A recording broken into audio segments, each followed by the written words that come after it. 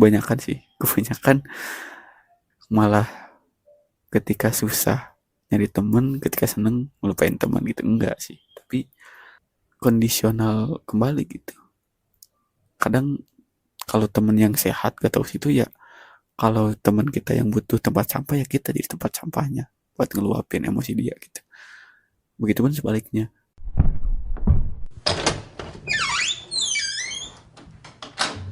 Obrolan anak ngekos, kisahnya deket banget. Halo, selamat datang kembali di podcast Rak Suara ini. Kembali karena saya sendiri udah pasti segmen ini akan kembali di segmen ongkos atau obrolan ngekos, dimana obrolan ini hadir ketika ada sebuah pemikiran yang hadirnya di sebuah kosan. Kali ini mungkin terinspirasi dari sebuah buku yang kemarin baru kebilang bestseller ya katanya, dan menurut saya cukup seru gitu cerita novel ini. Mungkin kalian pernah dengar novelnya yang kemarin yang berjudul Unfinished Goodbye dari Kak siapa lagi, lupa lagi. Intinya ceritanya itu karakter utamanya itu seorang psikolog yang gimana ya, kayak dia nggak tahu bahwa dia bermasalah gitu, dirinya bermasalah karena mungkin fokus untuk mengobati psikolog orang-orang karena dia psikolog. Jadi cukup menarik cerita ini gitu. Yang udah baca mungkin pasti udah kegambar gimana-gimananya, tapi yang belum, saya sarankan baca sih bukunya. Tapi yang gue tekankan, yang mau diceritakan di sini adalah bahwa hidup itu ya harus ada fase dimana kalian nge-break up apapun hal itu gitu. Dari yang tadinya mungkin kalian bosen ataupun kayak monoton, itu harus ada break up yang harus diambil langkah dengan berani gitu. Di buku ini mungkin gue dapat bahwa tidak baik menanti-nanti sebuah hal yang kita rasa ini mengganggu dalam hidup kita gitu. Tapi kita berpikiran bahwa ini mah mungkin gue nya aja yang salah gitu, diri sendiri aja yang salah, di sekitar enggak kok gitu. Cuman gue aja gini yang belum menyesuaikan lingkungan gitu. Kalau dalam lingkungan ya seperti dalam novel ini, dalam circle yang ada gitu di karakter utama ini. Intinya yang gue pahami bahwa nge-break up itu, break up hidup, nge-break gitu, itu harus gitu, karena itu penting sih, dan juga butuh keberanian yang karakter utama di sini juga bahkan harus lintas negara dulu gitu buat mengumpulkan keberanian bahwa langkah yang harus diambil ini bener loh gitu, harus nge-break ini tuh segera gitu, gak bisa dinanti-nanti. Makanya ketika membaca ending di akhir bahwa wow gitu, orang yang bukan skeptis sih, orang yang hidupnya terlihat ya baik-baik aja, berpikir selalu positif dengan circle-nya, ya ternyata tidak sepenuhnya salahnya ada di diri dia gitu. Gak sepenuhnya dia tidak bisa menyesuaikan dengan circle-nya, gak sepenuhnya dia sedikit berbeda dengan circle-nya jadi kayak belum nyaman, padahal circle-nya aja gitu yang gak cocok buat kamu gitu. Gak perlu kamu yang menyesuaikan gitu. Toh kalau menyesuaikan buruk ya buat apa gitu, menyesuaikan untuk keburukan gitu, untuk masuk dalam keburukan. Makanya jadinya kalau bahasa Sunda gitu, kalau bahasa Sunda ada istilah gue dulu pernah menyebutnya di teman-teman gue tuh, istilahnya modal gitu, bahwa orang tuh tetap harus mengeluarkan negatif thinking, negatif auranya tuh harus dikeluarin gitu, nggak bisa ditahan lama-lama, nanti pun bakal jadi bom waktu gitu. Ya istilahnya kalau dari teman-teman gue yang Sunda gitu. Mudal, ya mudal tuh kalian tahu gak kayak botol, kalau kita nggak botolnya gelas, kalau kita isi air secara penuh itu pasti airnya keluar gitu. Nah itu tuh kalau dalam Sunda disebut mudal. Kita masukkan ke emosi yang mungkin negatif, itu kita diibaratkan sebuah gelas dan diisi dengan hal-hal yang air negatif, air yang gimana, intinya yang hal-hal negatif. Mungkin kalau dalam masih setengah gelas lo masih bisa menahan gitu, tapi ketika gelasnya udah penuh, diri lo udah penuh, lo harus cepet-cepet dikeluarin gitu, harus dipudal, harus mudal gitu, harus dikeluarin energi negatifnya, karena kalau dipaksain mungkin ya nanti gelasnya akan pecah ataupun kitanya yang pecah gitu istilahnya. Makanya teriak-teriak gak jelas bareng teman tuh butuh lo gitu. Contoh kasarnya aja gitulah, teriak-teriak sambil ngegitar gak jelas tuh juga butuh gitu, sebagai stress release kita. Karena ya tadi, kalau udah penuh ya harus dikeluarin dulu gitu, karena nanti malah ngerusak diri sendiri gitu. Entah nanti air yang keluar membasahi sekitar, atau dalam circle menyinggung teman-teman kita, atau menyinggung orang-orang yang ya kita jadikan sebagai objek pengeluaran emosi kita gitu ya.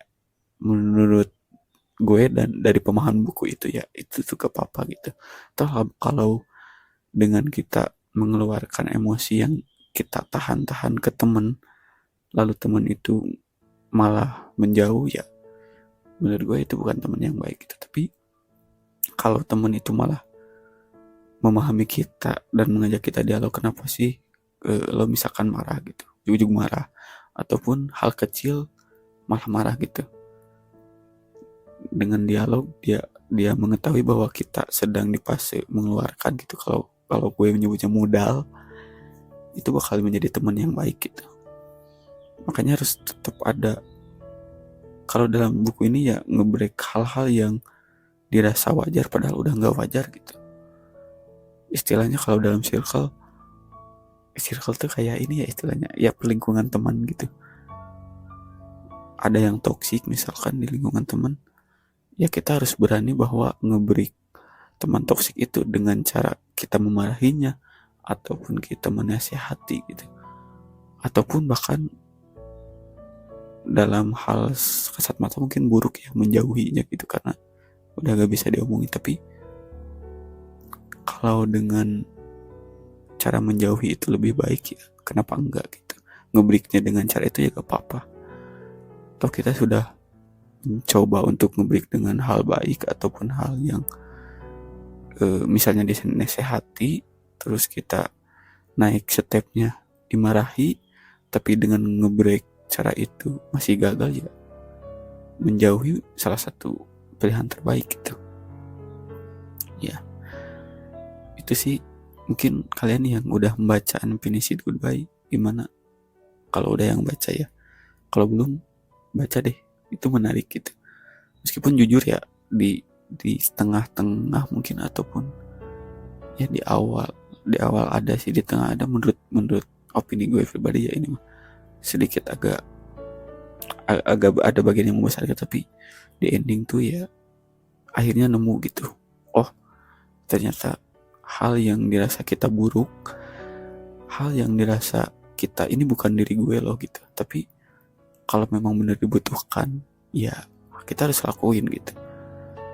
Entah itu nanti mungkin awalnya bakal buruk dulu, bakal tidak baik, tapi itu nantinya bakalan baik gitu, ketimbang ditahan-tahan yang sakit diri kita sendiri aja gitu. Dari buku itu ya yang gue pahami, belajar, dan teman-teman yang kita ambil istilahnya juga, tempat teman yang bisa menjadi tempat sampah tuh ya butuh gitu. Kasarnya bukan tempat sampah yang kita hanya ngebuang yang buruk gitu, ketika kita mau membuang emosi ataupun hal negatif lalu menghampiri teman gitu. Tapi dalam situasi ataupun kondisional tertentu teman itu butuh, kita tuh butuh teman yang menjadi tempat sampah gitu, membuang energi kita, membuang frustasi kita. Tapi ya bukan kebanyakan malah ketika susah nyari temen, ketika seneng melupain teman gitu. Enggak sih, tapi ya kondisional kembali gitu. Kadang kalau temen yang sehat gak tahu situ ya, kalau teman kita yang butuh tempat sampah ya kita jadi tempat sampahnya buat ngeluapin emosi dia gitu. Begitupun sebaliknya, ketika kita yang butuh meluapkan emosi, ya teman kita jadi tempat sampah gitu. Itu bu teman yang susah didapat gitu. Gue sendiri gue yakin sih teman-teman di sekeliling gue mau mendengar cerita gue. Yang sempet dulu gue mikir bahwa di sekeliling gue belum nemu orang yang gue nyaman untuk bercerita, yang orang yang gue kasih cerita juga mendengarkan dengan enak gitu, dan gue nyaman menceritanya. Dulu tuh berpikir nggak ada hal seperti itu gitu di teman-teman gue di sekeliling gue. Ternyata yang gue baru sadari, mungkin juga teman-teman ya, yang bilang, emang kak kita butuh bercerita tapi tempat cerita kita kemana gitu. Gue belum nemu tempat cerita nih. Gue juga dulu berpikir gitu, tapi makin kesini ternyata bukan gak ada tempat kita bercerita loh, gak ada orang yang mau mendengar cerita, bukan itu aja loh, tapi kita juga yang belum bisa ataupun pandai bercerita loh. Gue baru menyadari hal itu di saat gue yakin temen gue itu udah terbuka banget dan siap mendengarkan cerita, tapi di satu sisi kok gue terbata-bata gitu. Kayak gue public speaking, presentasi materi di kuliahan ataupun presentasi di pekerjaan itu lancar gitu, tapi ketika ada orang yang mau mendengar cerita kita, kalau kisah kita gak pandai bercerita hal itu gitu. Kalian nyadari gak sih hal itu? Entah karena kita terlalu sering mendengar cerita, jadi kalau bercerita tuh ya nggak pandai gitu. Tapi ya mungkin kalian bisa dibilang tepat juga kalau belum ada orang yang bercerita. Oke, yang pertama itu bisa menjadi alasan, tapi kalau kalian nggak menemukan tempat untuk bercerita atau orang untuk kita bercerita, mungkin alasan yang kedua itu yang kita gak pandai bercerita, makanya kita susah untuk bercerita gitu. Gimana kita mau mencari tempat cerita kalau kita gak pandai bercerita? Analoginya kayak bagaimana kita mencari halte gitu, toh kita nggak tahu bentuk bus, mungkin gitu gak sih? Gitulah pokoknya, intinya gitulah. Itu sih. Jadi balik lagi ke buku ya. Karena menarik sih Unfinished Goodbye itu. Penulisnya juga kalau gak salah psikolog sih ya, tapi cerita utamanya, tokoh utama tuh dia psikolog, dan dia sadar bahwa harus nge-break circle yang dirasa dia wajar gitu padahal benar-benar toksik. Dan di ending tuh ya kalian harus baca. Di ending tuh ya dia kalau dalam bahasa Sunda ya modal gitu, dan itu hal baik menurut aku. Itu sih mungkin podcast untuk kali ini. Gak banyak, tapi itu sih yang terpikirkan sekarang. Yang belum baca buku Unfinished Goodbye, menurut gue harus baca sih, karena ya itu jadi psikolog tuh mungkin kalau secara subjektifnya psikolog tuh ya ternyata psikolog juga butuh psikolog gitu. Kalau candaan gue ya, psikolog juga butuh psikolog, dokter pun juga butuh dokter lain gitu. Dan kalau dokter kan kayak terlihat gitu penyakitnya, tapi kalau psikolog, seorang psikolog pun tidak sadar gitu bahwa dia tidak sesehat itu. Unfinished Goodbye bahwa tidak benar-benar selesai itu ya tanpa kita sadari bahwa kita bermasalah gitu. Mungkin itu yang sampaikan podcast ini, semoga bermanfaat. Bermanfaat sih, tapi ya Semoga kalian selalu bahagia.